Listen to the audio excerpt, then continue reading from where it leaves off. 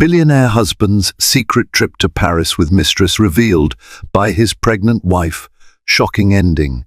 Naomi clutched her phone with trembling fingers, heart hammering as she read the anonymous text claiming her billionaire husband, Ethan Sutton, had just landed in Paris with another woman on his arm. Pregnant and plagued by anxiety, Naomi had tried to ignore the warning signs for months. But the rumors were undeniable now. She stared at the words seen at the Ritz Paris, feeling a chill swirl around her heart. Could Ethan really betray her like this, especially when their unborn child depended on them both? The next move was clear. She had to uncover the truth, and she would stop at nothing to do so. Naomi Sutton had grown up with a quiet determination to build a life of comfort and purpose, but never in her wildest dreams had she expected to marry into the glitz and glamour of high society. When she first encountered Ethan Sutton at a charity gala in New York City, she was drawn to his magnetism, his gentle smile, and the confident way he navigated the opulent crowd. They met near the Champagne Fountain, introduced by a mutual friend who worked at Tiffany and Company, and the spark was instantaneous. Ethan, heir to the Sutton Group, a global real estate empire, stood tall and lean, dressed impeccably in a tailored midnight blue tuxedo. He had carved out his own success outside his family's fortune, establishing a line of luxurious hotels in top destinations around the world.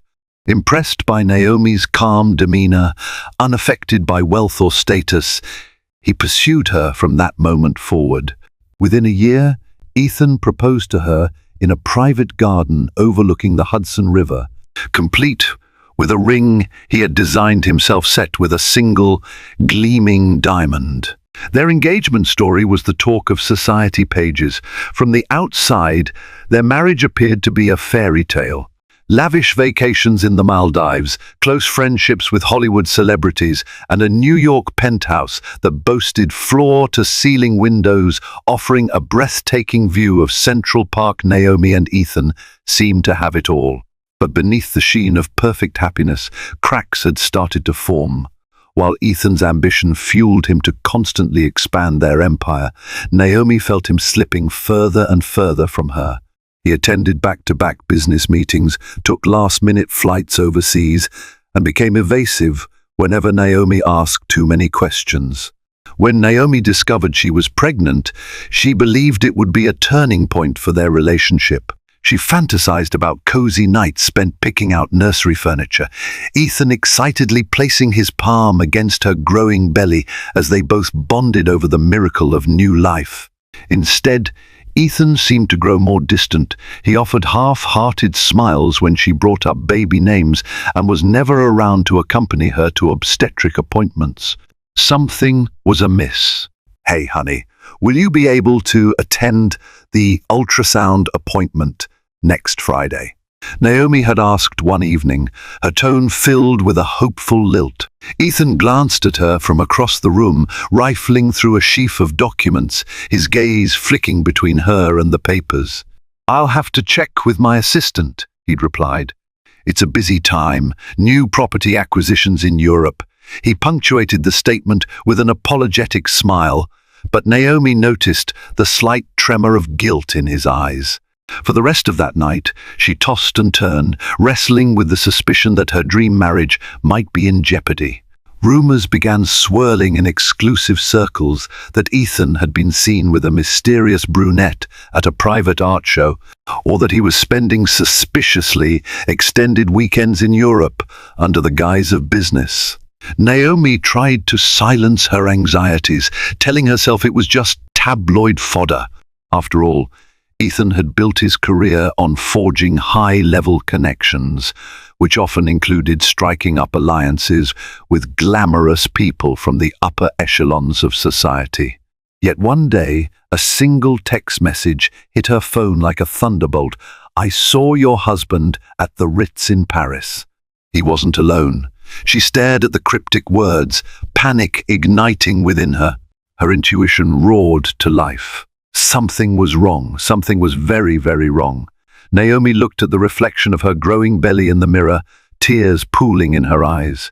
She vowed that she would uncover the truth. Though fear gripped her heart, a new, steely resolve welled up within her. She refused to be made a fool. Long before meeting Ethan, Naomi had been a small-town girl with big dreams. She hailed from a modest upbringing in Lake Forest, Illinois. Her father worked as a high school teacher, her mother a librarian. Growing up in a household that valued education above everything, Naomi pursued a degree in fine arts and dreamed of establishing community programs that would bring art to underprivileged neighborhoods. Her work ethic and passion eventually took her to New York City, where she began volunteering at a non-profit dedicated to fostering creative opportunities for children. It was in this philanthropic sphere that she encountered the mesmerizing world of the ultra-wealthy. At first, Naomi felt out of place in the plush environment of champagne-laden receptions and designer-clad socialites. Yet her genuine warmth and kindness earned her a reputation that transcended money and privilege. Donors and sponsors found her presence refreshing, and the same was true for Ethan Sutton when they first crossed paths. Their courtship was swift and enchanting. Ethan surprised her with quiet gestures, handwritten notes, private tours of the Metropolitan Museum of Art after hours, or freshly picked roses from upstate flower farms. She found it endearing that a man of his status would show such attention to detail. Life changed drastically after their engagement. Naomi quickly grew accustomed to the constant swirl of social obligations, fundraising dinners, public appearances, photo shoots for upscale magazines, and the occasional overseas gala. Their wedding took place in a palatial estate owned by Ethan's family in the Hamptons. Celebrity chefs catered the event, tabloids clamored for exclusive coverage, and thousands of white roses decorated the lavish garden ceremony. Still, Naomi remembered how Ethan's eyes shone with what she believed was pure love as they said their vows. But marriage to a billionaire brought complications beyond the fairy tale dresses and star-studded receptions. Ethan's company, Sutton International, seemed to demand more and more of him. After only a month of wedded bliss, Ethan was whisked away on trips to London, Tokyo, Hong Kong, and Paris, often under the excuse of scoping out new properties for his hotels. Naomi understood that his drive for success was part of the package. She told herself that every successful entrepreneur had to make sacrifices, and so did their families. For a time, Naomi refused to entertain the idea that Ethan might be unfaithful. She knew the tabloids thrived on salacious stories, especially ones involving the rich and famous. As the rumored sightings multiplied, though, a persistent sense of unease anchored itself in her heart. Despite Ethan returning home with expensive gifts, a classic Chanel handbag from Paris, a diamond tennis bracelet rumored to cost 6 figures, Naomi sensed that he was avoiding her questions about why these trips seemed to stretch out longer and longer. Her pregnancy announcement momentarily breathed renewed optimism into her. Ethan responded with quiet relief, hugging her in silence.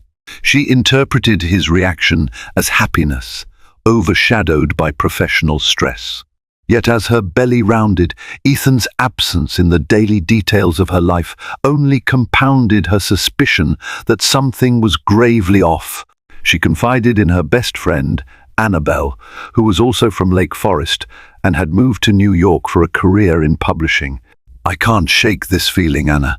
Naomi sighed over a cup of chamomile tea at a cozy cafe in Midtown. "He disappears for days, sometimes weeks, and the gifts he brings back, they feel more like distractions than tokens of love." Annabelle touched her friend's hand sympathetically. "Have you confronted him?" Naomi nodded slowly.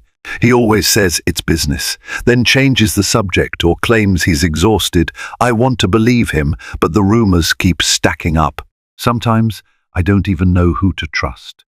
When the text message about the Ritz in Paris arrived, Naomi froze. She remembered Ethan telling her he was heading to London, but if he's really in Paris, the pieces began to click. Had he lied about London? Naomi's stomach twisted in knots. The baby inside her stirred as if echoing her turmoil. She inhaled a trembling breath. "I deserve answers," she told herself. She couldn't allow her child to be born into a web of lies. She made up her mind that she would do whatever was necessary to uncover the truth. And if the rumors were real, if Ethan was truly betraying her, then the consequences would be unimaginable. That night, Naomi lay in bed, restless, while Ethan dozed off beside her, having returned from his latest business trip just hours before. She watched the rhythmic rise and fall of his chest, her eyes stinging with unspoken accusations. She wondered how a man could hide so much behind such a peaceful facade. To gather the courage she needed, Naomi silently repeated to herself, "I have to know," because not knowing was far more painful than whatever truth she might uncover. The next day, she rose early and took an uncharacteristically bold step. She called Ethan's assistant, Jonathan Wu, at the Sutton International offices. Jonathan had always been polite, if a bit distant, to her. "Hi, Jonathan," she said, trying to keep her voice casual. "I was wondering if you could help me find the contact details for the property developers in London that Ethan's been meeting with. I'd like to send them a personal thank you gift for hosting him." There was a brief pause. "Of course, Mrs. Sutton," Jonathan replied. "Let me gather that information and email it to you." She could almost hear his hesitation. Naomi was well aware that if Ethan was covering his tracks, Jonathan probably knew about it. She waited for the email, which arrived with surprising swiftness, listing the names of various London associates, along with addresses and phone numbers. Without hesitation, Naomi picked up her phone and began calling. As she painstakingly worked her way down the list, every single developer confirmed the same story. They had not met with Ethan that week. Some politely said they had no record of any meeting requests at all. By the 10th phone call, Naomi's trembling turned to a cold, determined rage. She fought off tears as the betrayal stabbed deeper with every denial. So he wasn't in London. That left only one possibility. He was in Paris. And he was not alone. When Ethan left for his next trip, Naomi decided to look for more concrete evidence. She dug through old receipts, rummaged through his desk drawers, and examined his credit card statements. The moment she found the credit card bill for 2 first-class tickets to Paris on Air France, she almost collapsed from the rush of dread. A single date leapt out at her from the paper, the same weekend he'd claimed to be in a London conference. There was also a receipt for a lavish dinner at Le Jules Verne in the Eiffel Tower, famed for its romantic ambience, where the sum spent on champagne alone was enough to finance a middle-class family for a month. Night after night, Naomi sat alone in the penthouse living room. The glittering lights of Manhattan below reminded her of the illusions she had once embraced as truth. In the quiet hush of early morning, she placed a discreet phone call to a private investigator recommended by one of her friends from the charity circles. The investigator, a woman named Jade Morales, specialized in high-profile marital cases. "Mrs. Sutton, I'll need every detail you have. Dates, times, credit card records, anything that can establish a pattern," Jade said matter-of-factly. Naomi poured out every piece of information she'd collected. She heard Jade scribbling notes on the other end of the line. "I'll get to work immediately," Jade promised. "Stay strong." While Naomi waited for updates from Jade, she went through daily motions with a strained composure.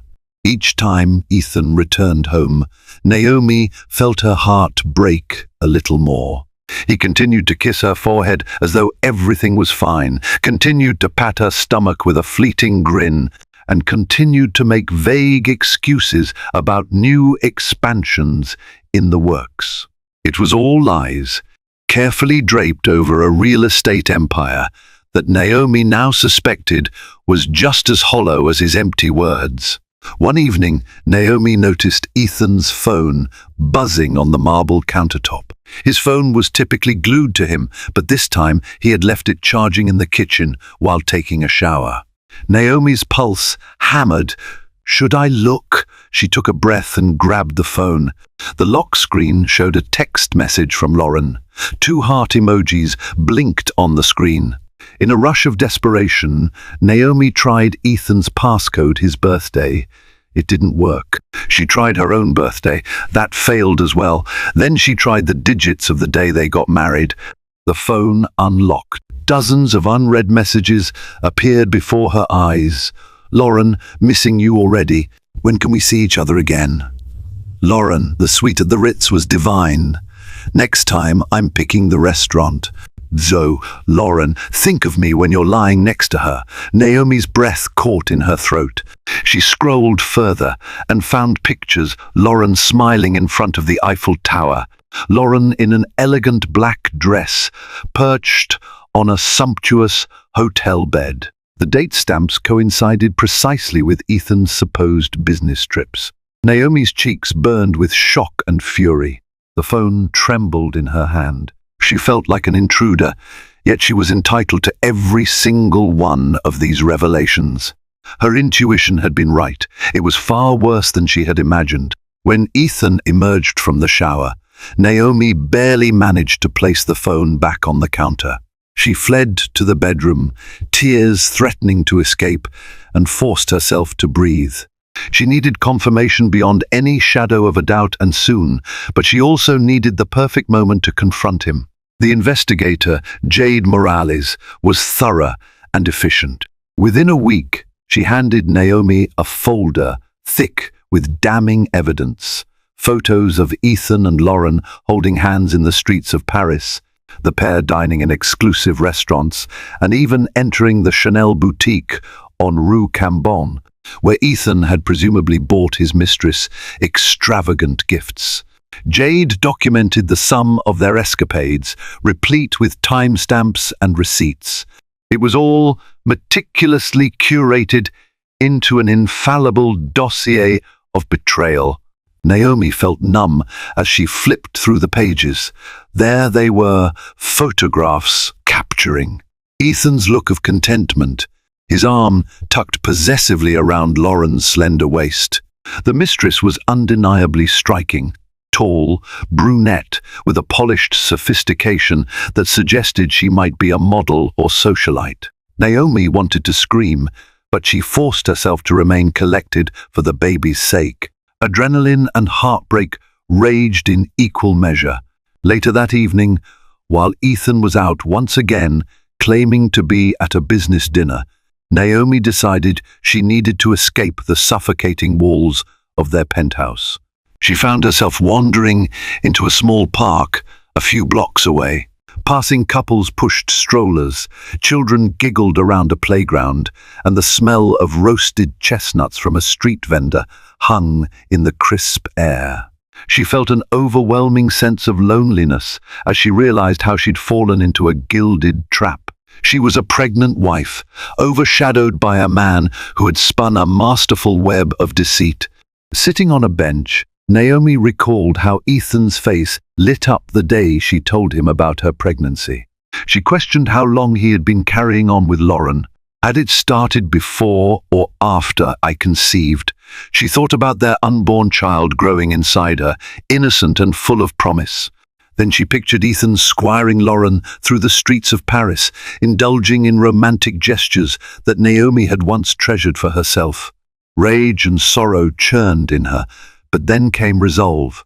The question was no longer if Ethan was unfaithful. He was. The question was what she would do about it. The following morning, Naomi received a call from Jade. "Mistress, Sutton, I discovered something else you might want to know," Jade said, her tone serious. "Your husband and Miss Lauren Walsh visited a luxury real estate agent in Paris. A discreet place, the kind of office catering to high net worth individuals. He might be purchasing property in her name or planning to." Naomi's heart wrenched. He's setting her up, buying her a place to live. "It appears that way. I'm still digging, but that's what I've found." "I'm sorry," Jade replied, sympathy lacing her words. Naomi clenched her jaw. This was far more than a simple fling. Ethan was orchestrating a second life for his mistress, a life of comfort and extravagance. The betrayal was complete. It felt like her entire world was collapsing, but Naomi refused to spiral into despair. He wants to lie. Fine. Let's see how he fares when I track him down in person. That night, she confronted Ethan as he packed for yet another trip. She stepped into the walk-in closet, arms folded over her chest. "Where are you going this time?" she asked, gaze narrowing. "London." He didn't miss a beat as he zipped up a large leather duffel bag. "There's an important investor meeting and then a quick stop in Rome. I'll probably be gone for a week." Naomi stared at him, noticing the subtle twitch in his left eyebrow. The same lie, recycled. "Rome too, huh? Just an overnight visit. Nothing major." She forced a sweet smile. "I see. Well, be safe." His eyes darted away momentarily, as though expecting more questions. Instead, Naomi just nodded and left the closet. She could sense Ethan's relief behind her. He had no idea she was planning a trip of her own. The next day, Naomi contacted Jade again. The plan was simple. With Jade's help, Naomi would follow Ethan to Paris, ensuring they had indisputable evidence of his affair. Naomi booked a first-class seat on the same Air France flight Ethan had purchased, using an alias to avoid detection.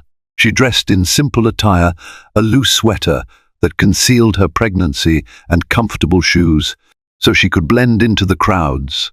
At JFK Airport, Naomi remained on edge, slipping into the VIP lounge under the name Jade had arranged for her. She caught a glimpse of Ethan across the terminal, phone pressed to his ear, presumably speaking to Lauren. Her pulse hammered. She questioned if he might notice her, but his attention was locked on his conversation. Once he boarded, she waited until the last call to slip into her seat at the opposite end of first class. Anxiety gnawed at her every second of the 7-hour flight, but the baby's slight fluttering in her womb reminded her that this was no longer just about her heartbreak. It was about ensuring a secure future for her child, free from the illusions that Ethan was spinning. The plane touched down in Paris on a chilly morning. Naomi watched from a distance as Ethan exited, scanning the arrivals area, and broke into a delighted smile when Lauren rushed into his arms. Naomi's gut twisted at the spectacle, but she kept her composure. She grabbed her carry-on bag and discreetly followed them. Jade, already on the ground, was positioned with cameras in strategic spots. Together, they trailed the couple to a sleek black limousine that sped off into the heart of Paris.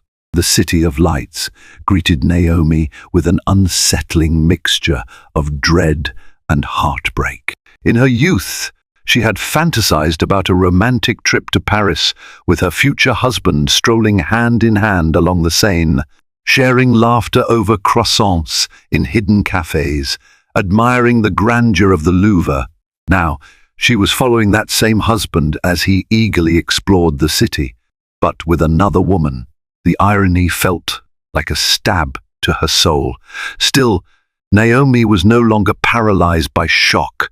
She had come this far. There was no turning back. With Jade's network of local contacts, Naomi secured a discreet car and driver to track the limousine carrying Ethan and Lauren.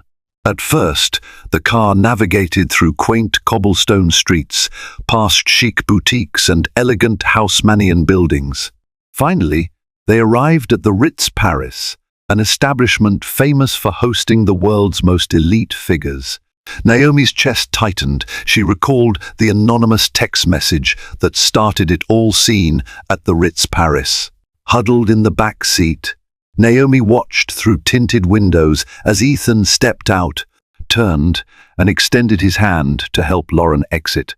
Lauren wore a flowing designer dress and sunglasses perched atop her wavy brown hair. Her laughter rang out as Ethan whispered something that made her smile from ear to ear. Jade was a few cars behind, snapping photos of every incriminating moment. Naomi could barely keep her breathing steady. "They're really here together," she whispered to herself. On some level, she had clung to the faintest hope that all the evidence would turn out to be a misunderstanding. But now it was undeniable reality. The driver asked softly in French, "Madame, shall I wait here?" Naomi swallowed and nodded. They sat there for a stretch of time until Jade tapped on the window with a quiet rap. The investigator slipped into the back seat next to Naomi, showing her the camera, brimming with images of Ethan and Lauren checking into the Ritz under the name Mr. and Miss S. Sutton. The final dagger, Ethan had even given her Naomi's last name. A day passed in a haze of heartbreak and planning.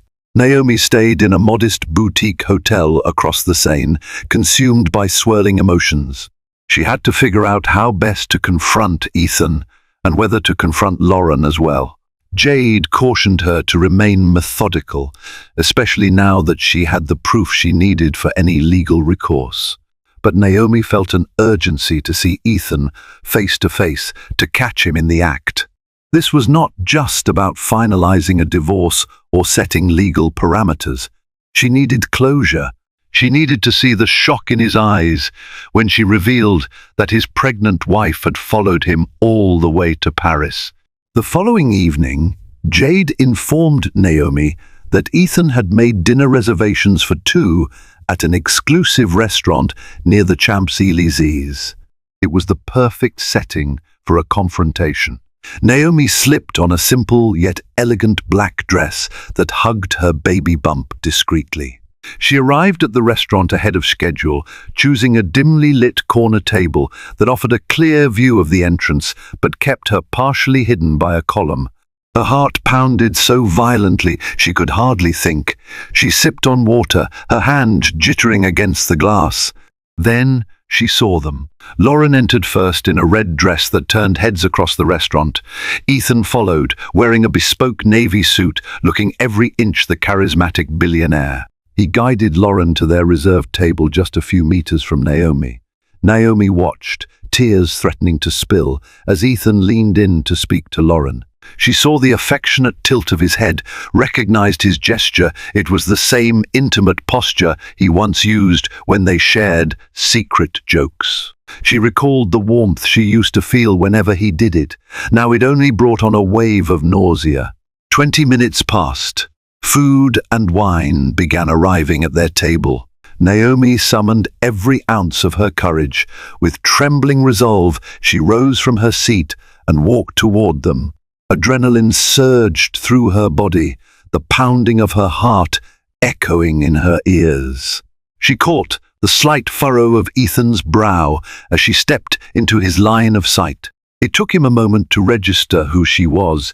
He was clearly not expecting his pregnant wife to appear in Paris, let alone in the same restaurant. Naomi stopped at their table, hands steady but heart raging.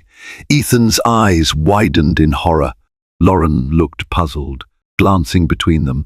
For an excruciating moment, no one spoke. The quiet tension gathered like a storm cloud, ready to unleash thunder.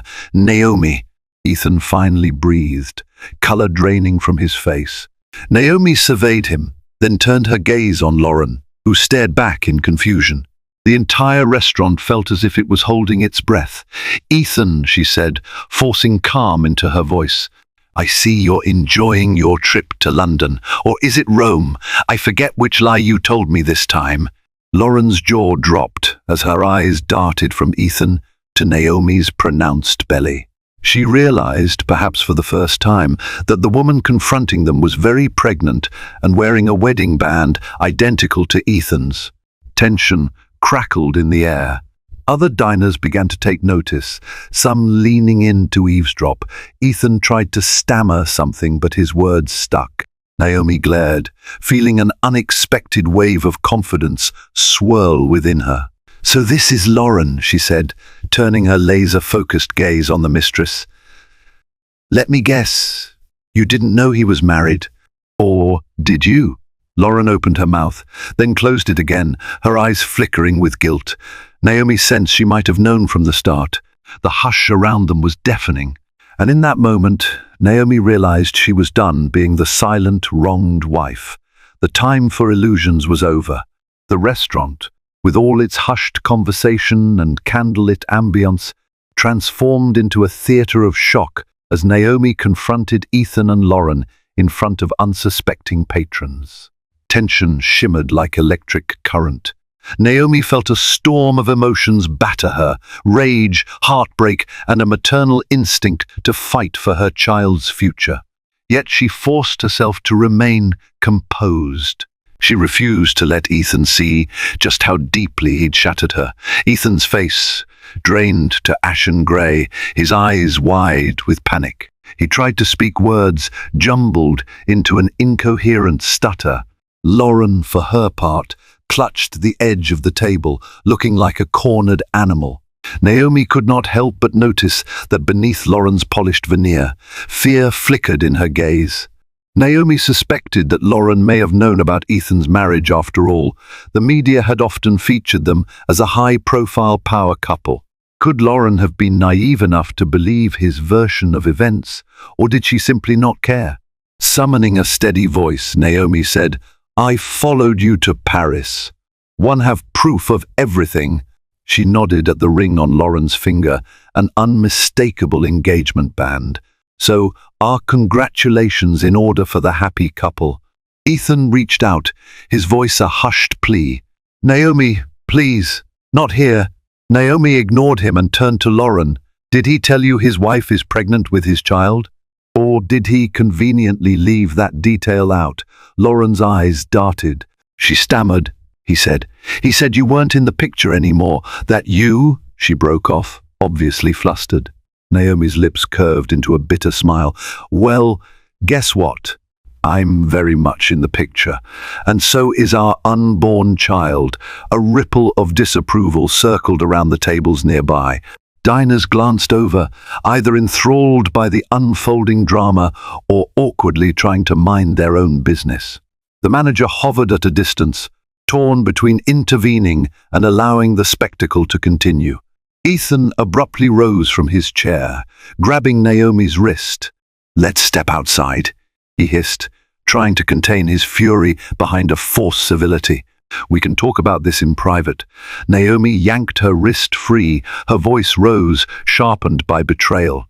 "You lost the right to privacy the moment you decided to parade your mistress around Paris, telling everyone she's Mistress Sutton."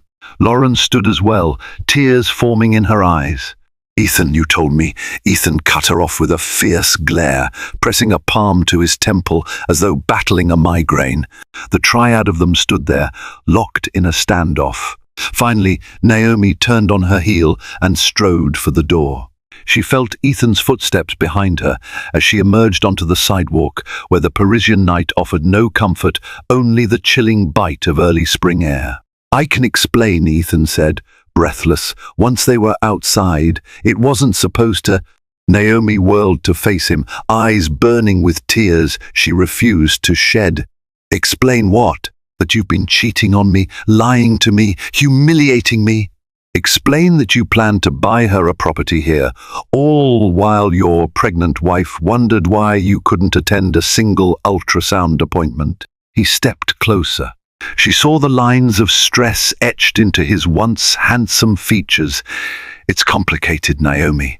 You don't understand the pressure I'm under. The expansion, my parents' expectations, the board, and Lauren, she was just what? A fling," Naomi snapped.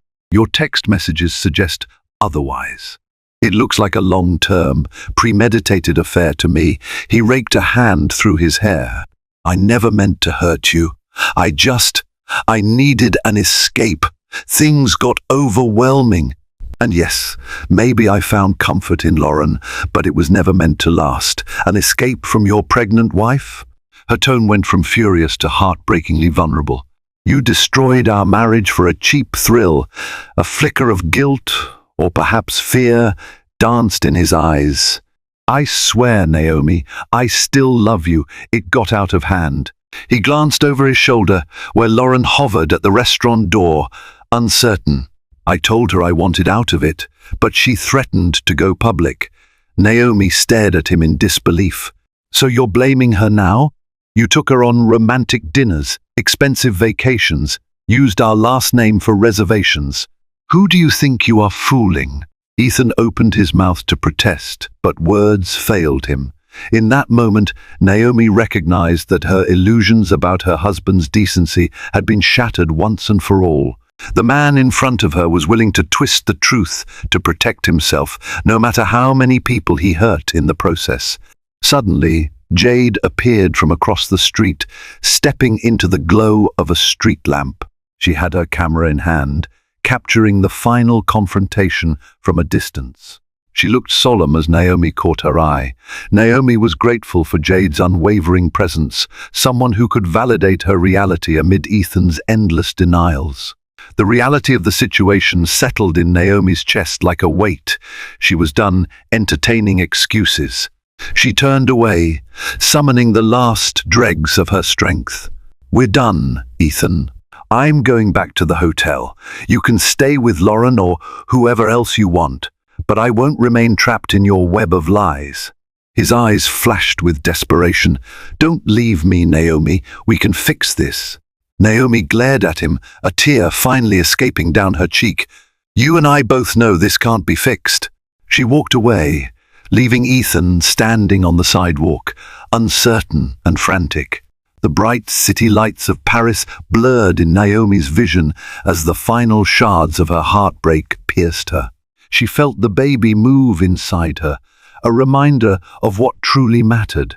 Whether Ethan would let her go or not, she was determined to fight for a future free of deceit.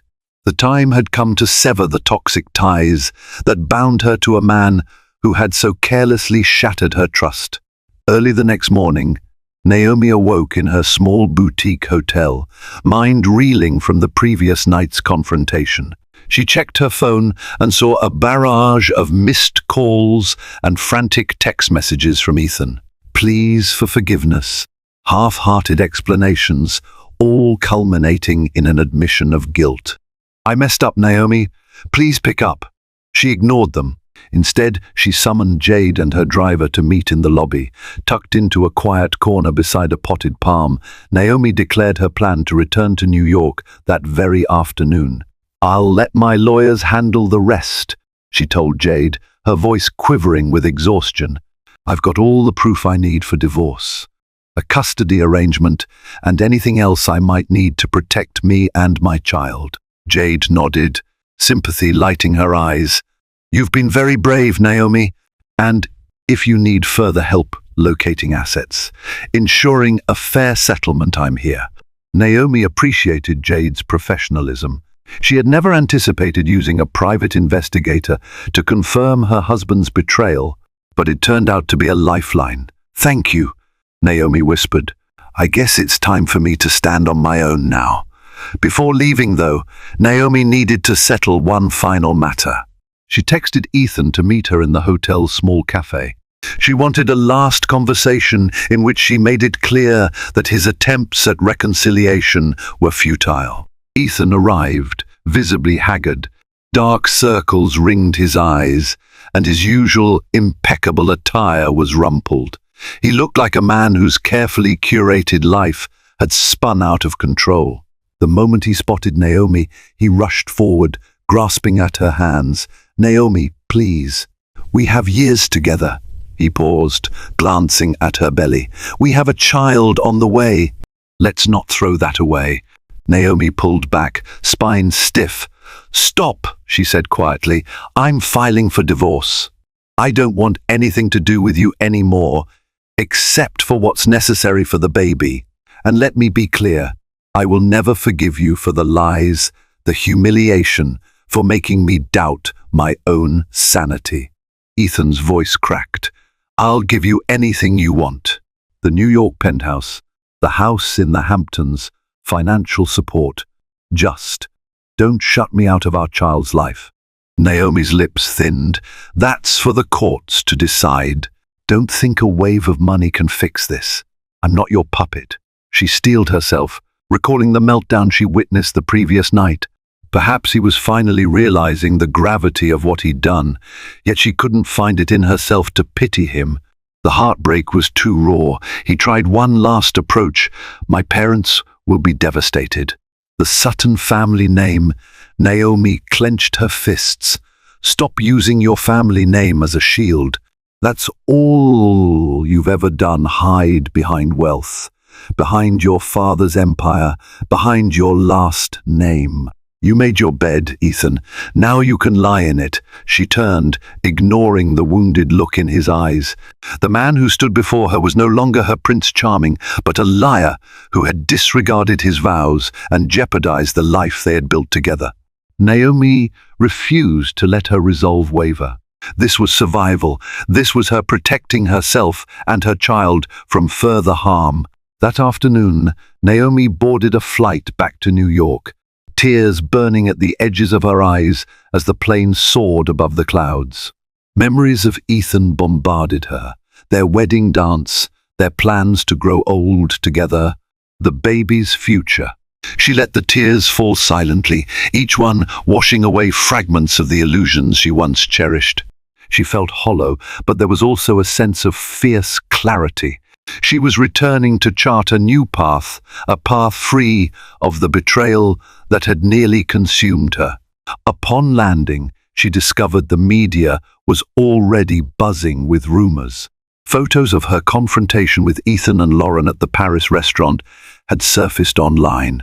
Some paparazzi had evidently captured the scene from a distance, turning it into tabloid fodder.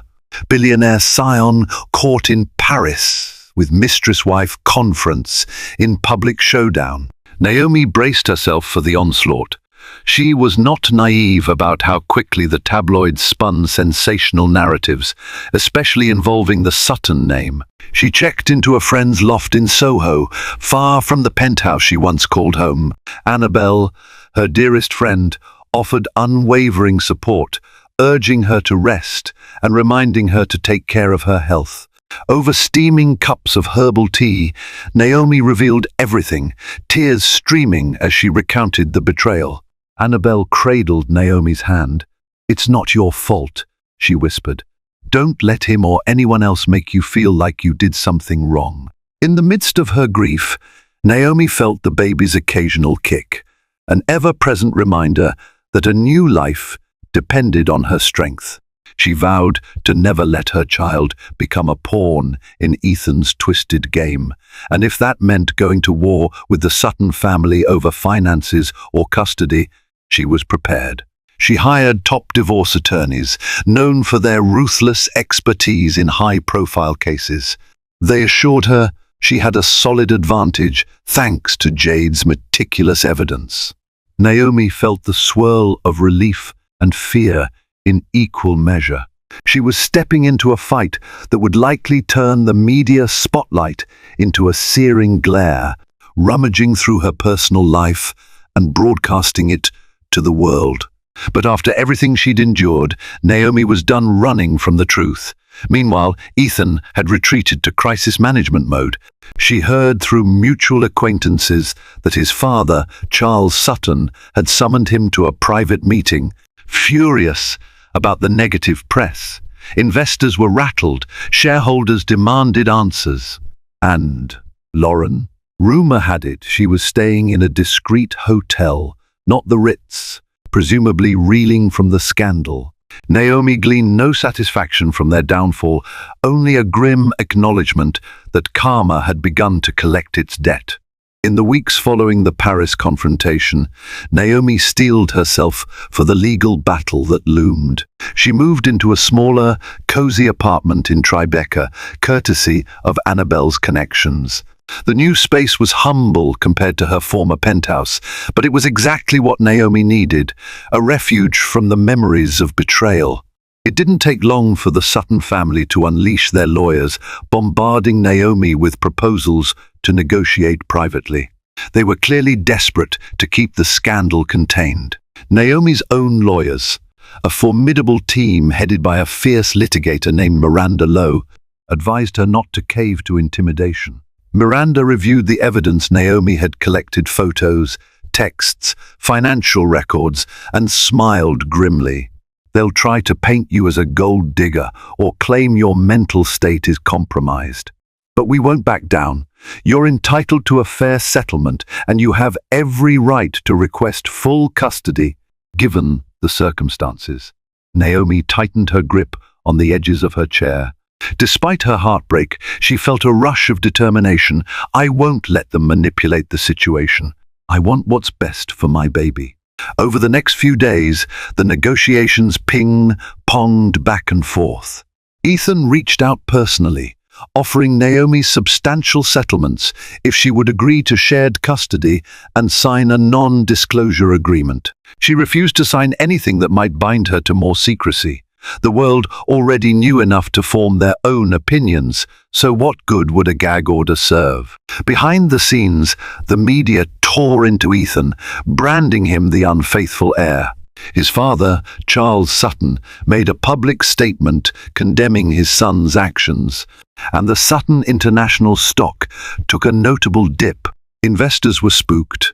Major partners started pulling out of deals, and Ethan found himself scrambling to salvage the company's public image. It was the sort of PR disaster that easily spiraled when mixed with marital betrayal and tabloid sensationalism. Yet even as the Sutton empire suffered, Naomi refused to take pleasure in their misfortune. She recalled her nights lying awake, worrying about how to salvage their marriage. Ethan's heartbreak might have been overshadowed by arrogance, but he was still the father of her child. Part of her felt an overwhelming sadness that it had come to this. Another part, though, insisted that Ethan deserved the consequences for his choices, and so did Lauren. In a dramatic twist, Lauren filed a lawsuit against Ethan, claiming he had emotional entrapment and broken promises of marriage. The tabloids seized this new scandal. Some labeled Lauren a gold digger. Others portrayed her as a naive young woman manipulated by a powerful man. Naomi had no sympathy for her. Lauren had clearly known Ethan was married. The illusions she might have sustained were willful or fueled by greed.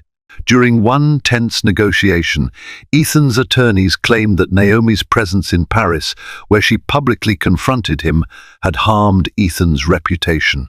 Miranda Lowe laughed outright at this. Your client engaged in public adultery and used the Sutton name for illicit activities. My client simply uncovered the truth.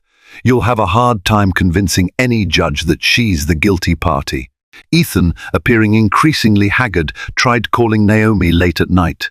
Sometimes she picked up to hear him sigh or apologize in broken words. Other nights, she let it go to voicemail. Each conversation left her emotionally drained, but she tried to remain civil. After all, she needed to think of the child who would soon be entering the world. She couldn't let hatred poison their future co-parenting arrangement, if co-parenting was even feasible. Amid the swirling chaos, Naomi leaned on her small network of trusted friends, forging ahead with plans for the baby. She visited a doctor for regular checkups, her heart fluttering at the sound of the baby's steady heartbeat on the ultrasound. She began prenatal yoga, focusing on each breath, releasing tension from her body. This was her sanctuary, a peaceful interlude in an otherwise tumultuous time. Annabelle hosted a modest baby shower in her Soho loft. There were only a handful of attendees, close friends from Naomi's non-profit work, and a few acquaintances who had proven their loyalty. They brought thoughtful, practical gifts, diapers, tiny onesies, soft blankets. Tears prickled at Naomi's eyes as she realized she might be doing this journey alone. But she felt a surge of empowerment too. She would build a loving environment for her child, with or without Ethan's involvement. While Naomi prepared emotionally for single motherhood, the Sutton family took a public blow. Whispers circulated that Charles Sutton was furious with Ethan, claiming his reckless behavior had cost them their long-standing alliances. Real estate deals fell through, and some board members proposed removing Ethan from his CEO position to salvage the company's integrity. In an ironic twist, the affair that Ethan had tried to keep hidden in the shadows now threatened his entire empire. Karma was indeed making its presence felt. Every time Naomi checked the business news, she noticed Sutton International's stock dipping a little further. Sponsors withdrew from the philanthropic galas hosted by the Suttons, citing the negative press. High-profile acquaintances who once flocked to Ethan's parties now kept their distance. For Naomi, it was a bittersweet vindication. She had never wished for Ethan's professional downfall, but she understood that betraying your spouse, especially in such a public manner, carried consequences. And the bigger you were, the harder you fell. If Ethan had not deceived her, if he had not publicly flaunted his mistress, none of this would be happening. But now it was all unraveling, unstoppable as an avalanche in the mountains. The final hearing for Naomi and Ethan's divorce arrived on a brisk morning, just a month shy of Naomi's due date. Cameras flashed outside the Manhattan courthouse, capturing Naomi stepping out of a black SUV, wearing a simple maternity dress and clutching a folder of legal documents. She refused to shield her face from the paparazzi. She had been humiliated enough. This time, she would face the world with dignity. Ethan was already inside the courtroom, looking gaunt in an expensive suit that hung a bit too loosely on his frame. Tension rippled through the air as the lawyers arranged themselves. Naomi's heart pounded. This was the moment she dreaded and anticipated in equal measure, the official end of her marriage. Proceedings began with formalities. Then came the crossfire of legal arguments, property settlements, custody arrangements. Miranda presented the compelling evidence of Ethan's affair, plus the emotional distress it had caused Naomi. The judge nodded gravely, well aware of the media circus swirling outside these walls. Ethan's counsel tried to mitigate damage, asserting that Ethan deeply regretted his actions. They argued that he wished to remain part of his child's life. Naomi allowed tears to slip down her cheeks, but her expression remained composed as she recounted the months of deceit she endured. At last, after hours of negotiation and the judge's careful deliberation, a settlement was reached. Naomi retained full custody of their unborn child, with structured visitation rights granted to Ethan pending a psychological evaluation. The judge awarded Naomi a significant share of marital assets and monthly support that would ensure she and the baby would never want for anything. The entire arrangement was hammered into a formal, binding decree. Ethan rose to his feet, face etched with remorse. Naomi watched him approach, ignoring the pointed stares from reporters and onlookers. He spoke softly. "I'm sorry. I never meant for it to get this far." For a moment, Naomi considered whether to offer him a kind word, but the wounds were too fresh. The memory of him kissing Lauren, whispering sweet nothings in her ear at that Paris restaurant, still burned in Naomi's mind. "Goodbye, Ethan," she said simply, turning away as the bailiff signaled the end of the hearing. Outside, a sea of flashing cameras greeted Naomi. Microphones were thrust toward her, frenzied voices asking for a statement. She offered none, navigating toward her waiting vehicle with stoic grace. Annabelle was inside, offering a supportive hand. Naomi's heart pounded with a mix of exhaustion and relief. "It's over," she told herself. Or at least, the marriage was. In the following weeks, Ethan's fortunes continued to decline. The Sutton International Board voted to temporarily remove him from his position as CEO, pending an internal investigation into the misuse of company funds for personal travel and lavish gifts. Charles Sutton openly chastised his son, lamenting the damage done to the family legacy. On the other hand, Naomi moved forward with a sense of liberation.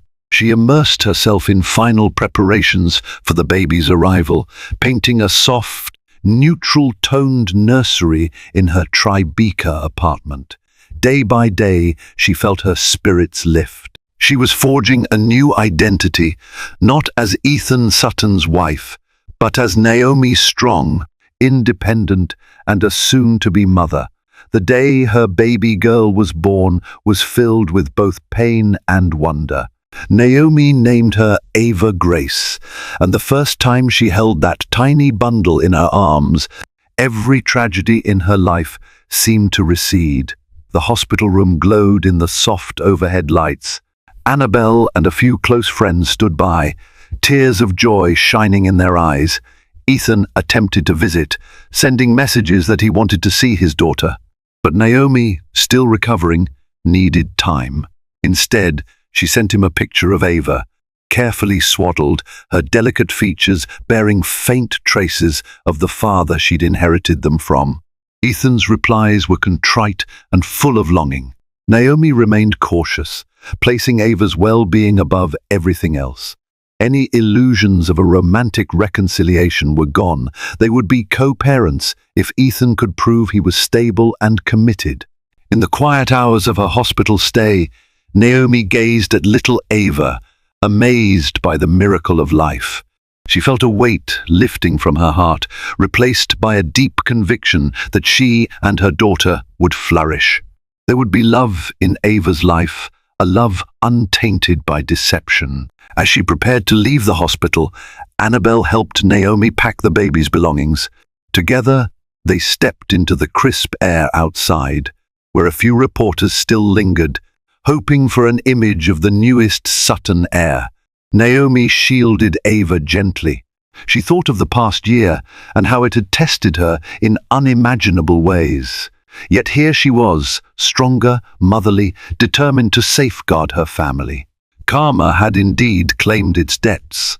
Ethan faced a steep fall from grace, his mistress filed lawsuits, and the Sutton empire bore deep scars. Naomi refused to cling to anger. Instead, she focused on building a new life with her baby. She would teach Ava the values of honesty and compassion that money could never buy.